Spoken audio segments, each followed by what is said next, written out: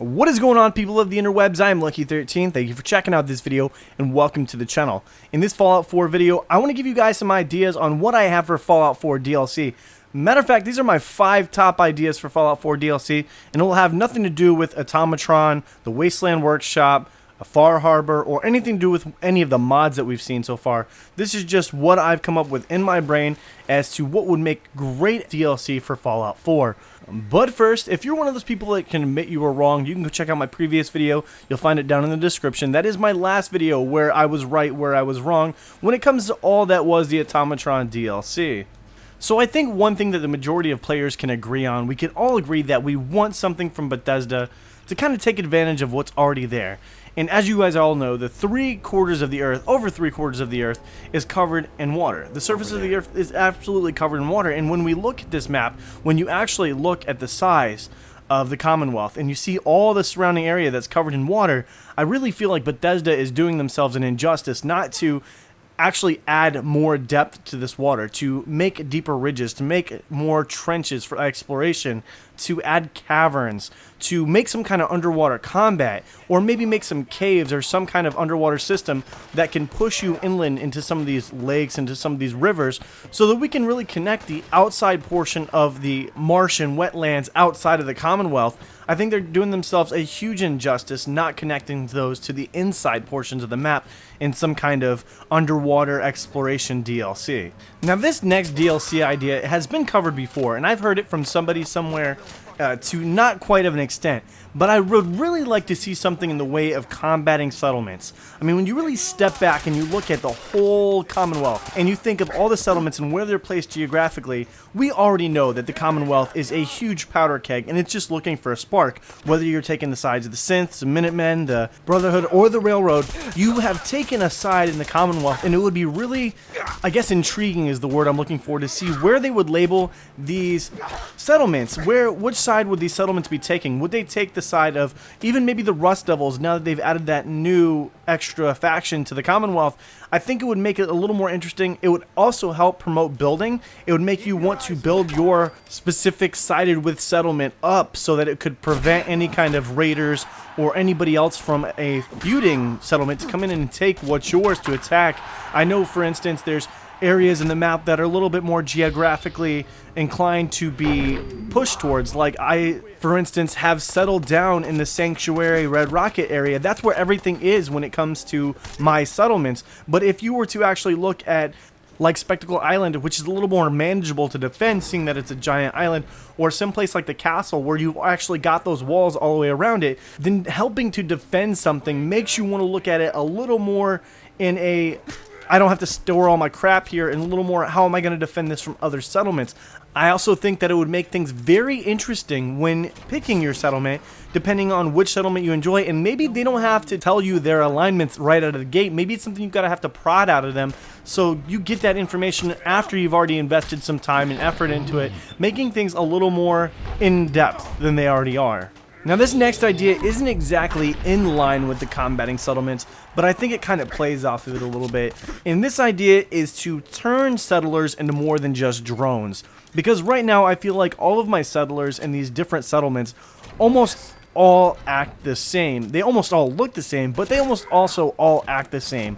I'd like to give them a little bit of personality. I'd like to maybe name them, possibly edit their characteristics, and maybe even edit their character themselves. I know that they've got places in the Commonwealth where you can go change your face, and like Deacon, just be able to change your personality, your face, change your look just by going and seeing the surgeon. And that's what I would like to do to some of these characters out there. It seems to me like without any real feeling towards these settlers, we really don't care about the settlements as much as we could. I understand that there's a huge thing when it comes to storage limits in these games, but now that we've gotten this far, I really don't understand how it's not something that could be implemented. Again, it's not a huge thing. I don't think it would change the game completely, but I really think this would give you more of a want to start hanging around with your settlers more, and maybe even give you the option to turn these settlers into companions. Now, maybe this next update or DLC doesn't even have to really be a DLC. Maybe you can just like sneak it into an update. Just kind of like, hey, we've got some stuff we want to fix. And then they just come in, because I've always been looking for a decently manageable economy. And when you look at Fallout 4, though part of the reason I was drawn into it was Todd Howard got on stage and said everything has a price. This is going to change the way you feel about the junk in Fallout 4. Everything's within the same few caps. I mean, you look at things and there's absolutely no supply and demand. If I go and I kill all the Brahmin, now meat doesn't cost more in certain places. If I go and I steal all the vegetables don't cost more. If I go and I go plant an overabundant amount of crops, those crops don't devalue. It's just, to me, that's what made games like The Witcher, even though I say I dislike it, that's what makes games like The Witcher more realistic, more fun, and it helps you play with the economy to your advantage, supply, demand, and trade. And that's something that I really feel like this game, Fallout 4, could really use in order to change the economy, to change the way we look at it just a little bit. And lastly, my number one idea for DLC for Fallout 4, right now, there is a huge gap between the time you meet Father and the time you lose Father. Now, if you guys don't know who Father is, this is a huge spoiler, so you can go ahead and get away. Don't listen. Get away from it. Click away. But if you know exactly who Father is, continue to listen. I'll give you just a couple seconds.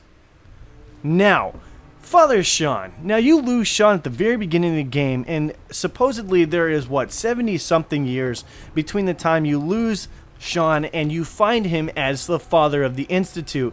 Now, it would be so fantastic if you could go into some place like the Memory Den and use one of the clones that he has, one of the multiple clones that he's made out of himself, and take the Memory Den, take one of the clones, take one of the synths, take their memory, stuff it in the Memory Den, and actually get to play out or go through this entire sequence. Now, if you guys know that we did everything in this game within just a couple days, I guess it would really be considered within a couple of years in Fallout time, so they would have to find some way of bouncing around. But I really think that would be a great way to close out this game. Like, if they were going to build a DLC or make a DLC to really close out the game, that would kind of make this whole complete feeling. I think figuring out what Father did between the time we lost him, or what Sean did between the time we lost him in the cryo chamber to when we see him again inside the Institute, would just blow everybody's mind.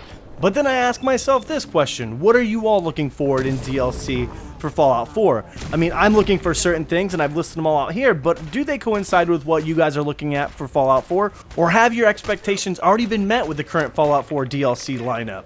Just let me know down in the comment sections. I love reading the comments down there, guys.